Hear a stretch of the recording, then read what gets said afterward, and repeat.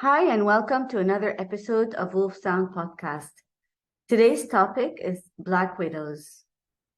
I'm going to be focusing on Black widows that are also malignant narcissists and those with the dark triad personalities, and offer definitions for all of these. If you're familiar with my channel and its intention to discern between Buddhistic mindsets and psychopathic perceptions, I decided to begin the narcissism series with the personality type that I struggle most to forgive or empathize with. I do cover forgiveness and the emotional gym, and I noticed that this personality type took me the longest to even begin to understand how I can process them.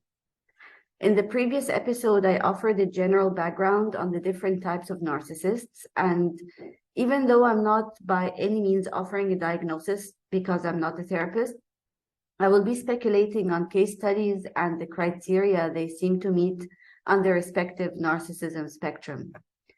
Today's personality type is the Black Widow, aka the Man-Eater. Men are underrepresented in the realm of mental health, and so this beginning feels appropriate. Men also struggle to report suffering, especially on the hands of a woman. While this acts as a word of caution to good men out there, it also reveals how male narcissists are equally vulnerable to falling prey to Black widows. Now I'm going to share why I care about this topic, how the Black widows earn their names, along with their definitions. A Black widow named Natasha is one I believed had killed my father, and she has set me up to sniff them all out at first glance. I went on to name any such woman as Natasha and walk the other way. She's certainly not a woman you want to introduce to your man either. After witnessing this so close to home, I went on to research these women to know more about them and prepared some case studies for you. As fate would have it, the world also calls any Black widow a Natasha based on the character in the Marvel series where she first appeared in the 1964 production.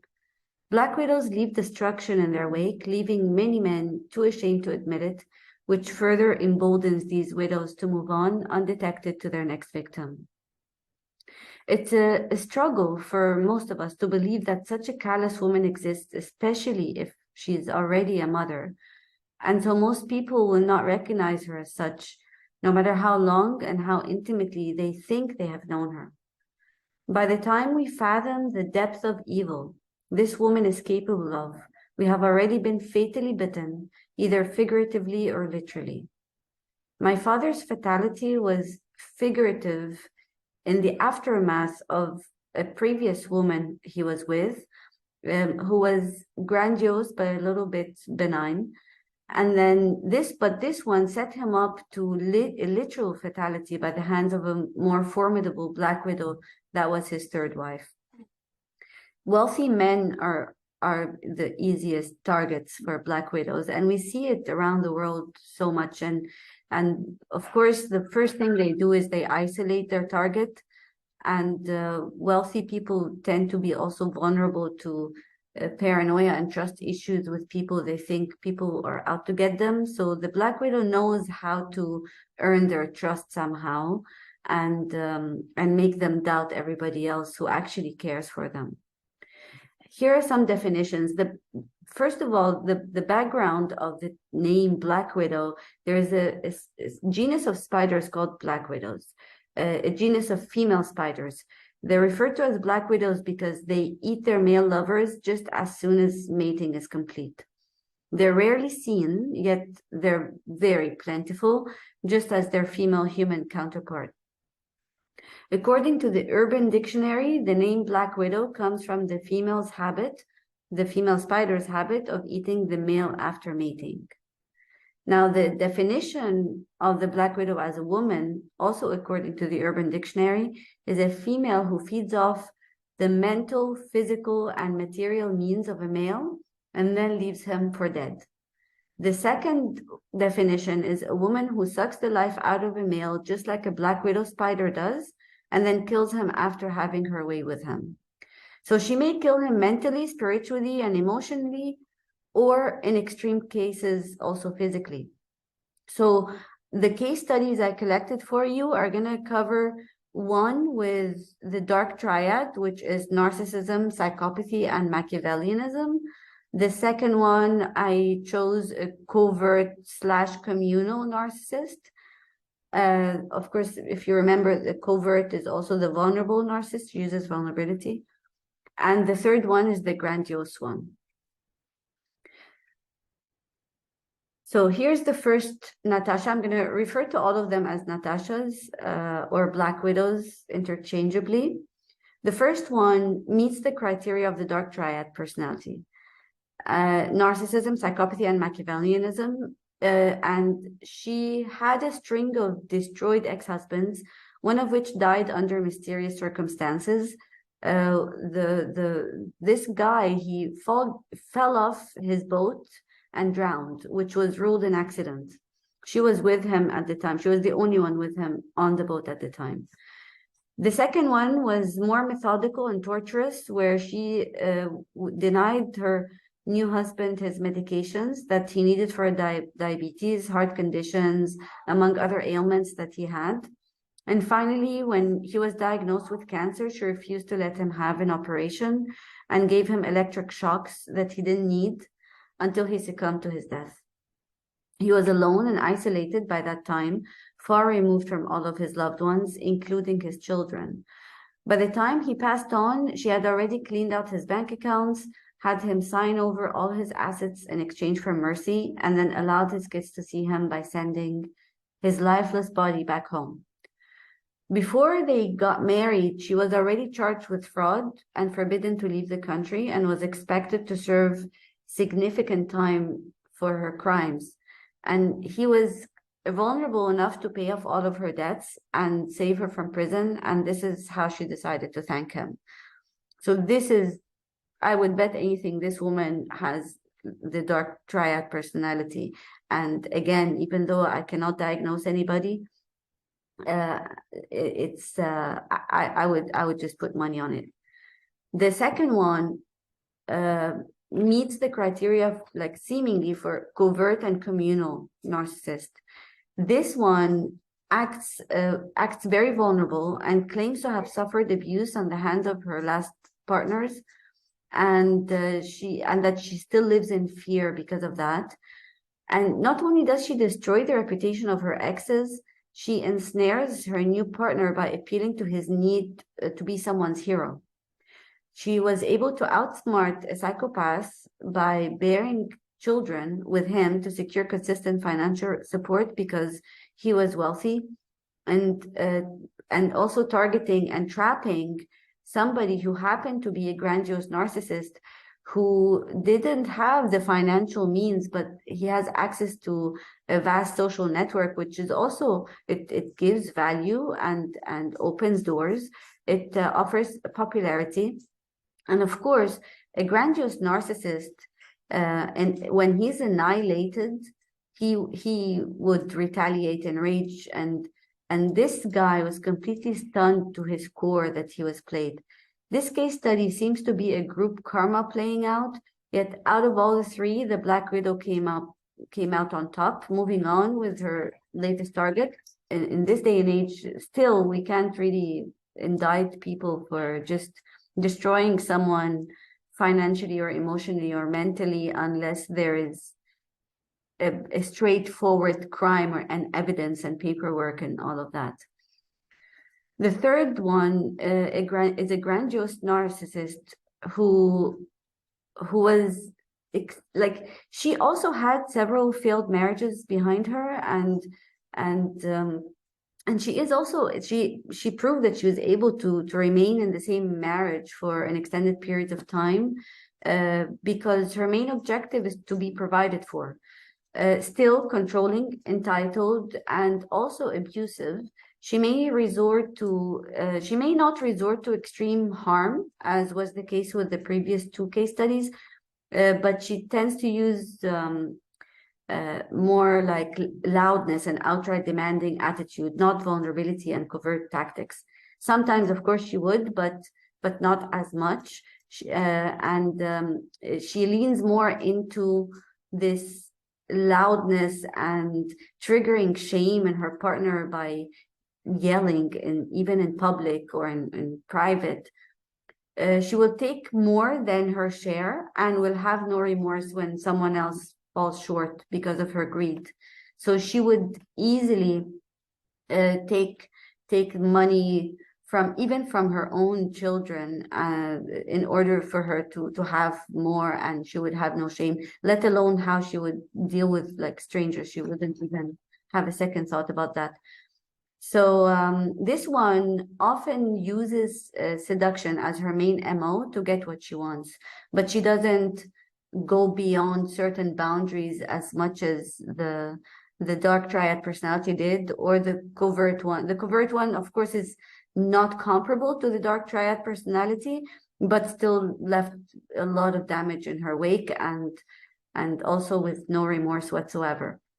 There are famous psychopathic black widows who murdered their partners, and those include, the first one that was dubbed the Black Widow, I believe, was Vera Renzi, and then there is Mary Elizabeth Wilson, and this one may be the most famous in our modern times, Stacey Castor. Now, I want to move on to how to recognize Black widows early on. So the warning signs will align often with psychopaths, sociopaths, malignant narcissists, and antisocial personalities in general, or with the dark triad. They don't have to actually murder their partners to be dubbed a Black Widow. Many of them have traits of histrionic personalities for the following reasons. They use seduction as an MO to ensnare their target. They rely on their charm and feigned vulnerability to manufacture false intimacy and trust while igniting the partner's need to rescue, protect, and possibly a chance to stroke his ego by being the man, somebody's hero, and a lot of men like that. So men with fragile masculinity place value on an ego stroke from a woman and just a chance to be her rescuer. She makes a narcissist look good, and being a narcissist herself, she just must be a narcissist if she's like able to do these things and have no remorse about it.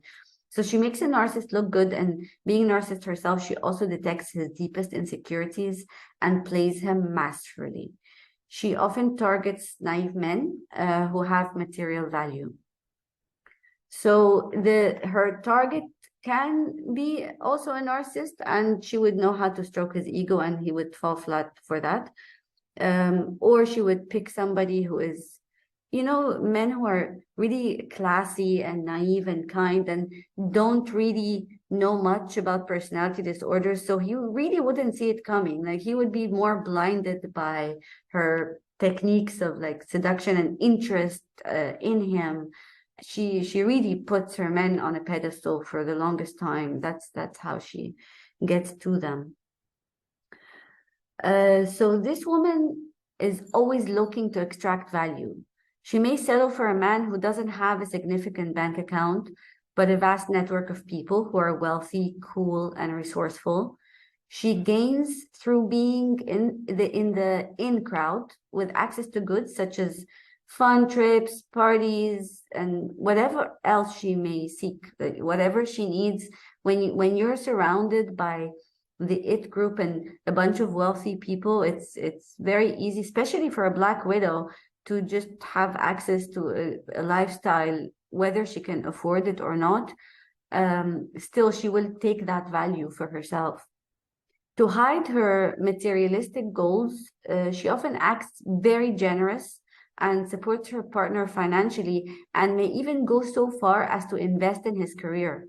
Some Black widows, and usually they have their money from previous marriages, in order to hide the fact that she's out to con this new partner, she would just offer to help financially, or she gets lavish gifts. She if the new target is struggling financially, for example, in the case of somebody who just has social value rather than materialistic value, she would actually support him financially, only for him to pay later. Like he must have something of value that she has her eye on, and her show of generosity in the beginning can actually facilitate that later. She always has a plan. You have to understand that this woman always has a plan. So it's all part of the scheme. Like any con artist, she uses money as bait, but rest assured, she will get it back tenfold, or at least try to. If the man is already wealthy, she may have a child with him to have access to financial support, even if they divorce, or she will target a much older man who she may inherit, and in extreme cases, engineer his demise, as the case in the first case study. Even when this woman stays in the marriage, abuse is imminent, and she often has no sense of remorse about cheating on her partner, especially if she's also a histrionic personality or a psychopath. She's shameless about her affairs and may expose the children to her romantic indiscretions, but then she will also gaslight the children as though they're insane and imagining things. This, of course, sets them up for a lifetime of trauma and pain. So what to do and what not to do? First of all, don't jump into a marriage too fast. This may be obvious, but this woman is highly manipulative and amazingly gets her proposal much faster than the average woman. I know of some Black widows that got proposals within days of meeting a man, and including men that had no interest in commitment before, or somebody who was stringing somebody else along for the longest time because maybe he has a fear of commitment, but then meets, you hear about these men like in relationships with good women, and then they string them along, and then they say, okay, I'm not ready for a commitment or a marriage. So they end the relationship, and within no time, he's married to somebody else. I would look into that. It's a massive warning sign. Not in every case, but it can raise some concerns. If you have children from a previous marriage, make sure that they're financially secure and do not give her access to your accounts. It's very normal and healthy for partners to support each other, share, and receive their rightful inheritance. But a Black widow is planning to dry out everything you own, including your bank accounts. So don't expect her to take care of your children if you pass on first. It's very, very important to discern who you're married to. Of course, with the red flags, you gotta just like get out of the marriage altogether. And if you're married to a good woman, don't get all paranoid and just forbid her from having access to you, because it's supposed to be a healthy give and take in marriage and an open relationship. But if you see red flags, then just don't, and take things slowly in general. So, as I say, under any circumstances in such relationships from hell, no matter how tough it is emotionally, leave when you spot the red flags, because what is to come is much greater loss than you can ever fathom. And also watch out for fake, high-pitched tone of voice, feigned empathy, and exaggerated affection towards you and others. She's only trying so hard to speed up and level jump any relationship at the first encounter. Women like this are con artists, and con artists, the first thing they want is your trust. And they also want the trust of your support system in order to gauge the holes in your relationships, so she knows how to isolate you later. She can even take your friends, and your entire support system can take her side, and you find yourself alone, like you're a crazy person. It's very methodical. If you're in an abusive relationship, it will take its toll, and you will end up being isolated. Even she would then be doing minimal manipulation later. You would actually be your own undoing if you do that. So watch out for anyone who thinks any relationship is much closer than it really is, because this type of woman can easily meet your kids or meet your family and your mom, and she would immediately go to, oh, I love you, I miss you, and we're family, and gets really, really close, as if she's already family within days of meeting. One of the case studies, the woman was telling the man's children how much she loves them and misses them before she even met them. And it's that ridiculous. So you have to watch out, and also your support system have to be educated on the subject, because if she comes between you, you're done, and they're done. Okay, so I went on a rant there. So don't tell her everything about your finances, assets, or family and money matters. Do not choose her over your children under any circumstances, or your loved ones.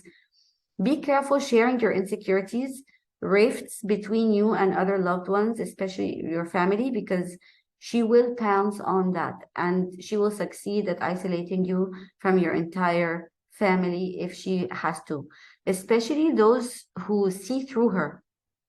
She also knows when she meets somebody who can see through her, and she will target them first to destroy your relationship with them. And once that relationship is destroyed, then you're going to be far more vulnerable to her abuse, and meanwhile losing the support of somebody who loves you enough to warn you against her. So you have to heed these warnings and take them very, very seriously, because if you have somebody in your life with a history of great support and kindness and empathy, and they've always been there for you, especially like if somebody, really close friend, a close family member, and all of a sudden you're not able to get along once this woman showed up, I think you really need to reconsider that, because there is no reason to suspect a lifelong healthy relationship just because some random person entered your life. There are other people, she may become even closer to them than you are, alienating you from the people you introduced her to. So you could have introduced her to your whole friend circle, or social network, or like career opportunities, and she will just take them over and leave you behind, and everybody treats you as if you don't exist anymore. So finally, here's a word of warning. There's always a choice, and she is the worst one you can make. Unfortunately, a lot of men abandoned good women for weak and unjust reasons, but then drop to their knees before a black widow. So sometimes good women have bad reputations, or maybe they're just nagging or annoying or whatever. Everybody can be annoying.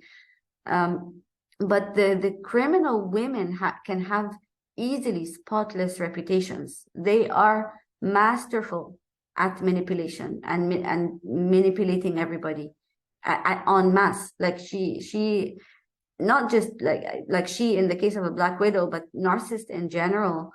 They're very, very good at manipulating people and taking people to their side, and good people tend to be more targets of tarnishing their reputations and just, or being abandoned and left behind or whatever.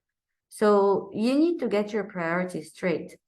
So I would be more alert with those who convince the world to be saints, wife, mother material, father material, whatever. Like if you're too good to be true, then it's just simply not true.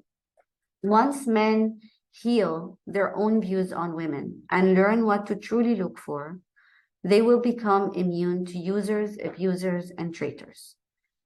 Or if you, for some reason, I'm not here to judge anybody. If you're really genuinely not able to leave this or don't want to leave her, then at least don't bring a child into the world with such a callous mother. Because if you can put up with the abuse and consequences, or lose yourself to somebody like that, then there's no need to bring a child into the world only for the child to grow up in abuse and just being set up for a lifetime of trauma.